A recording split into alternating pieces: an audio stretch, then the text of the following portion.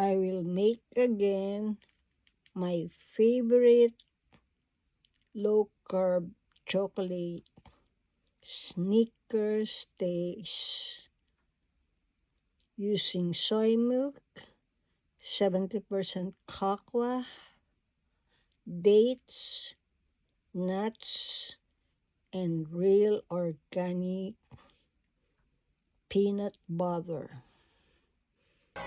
I'm making my many dates tonight. How I melt the milk with chocolate. First, I add the soy milk. Add the chocolate. Let it melt.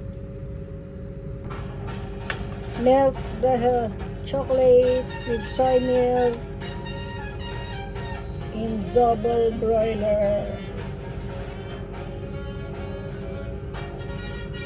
Then coat the dates. Dip in melted chocolate. Then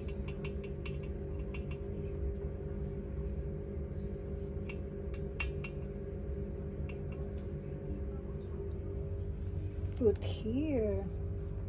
Look, I have many date Snickers I made last night and put in the frigidaire overnight to mold like this.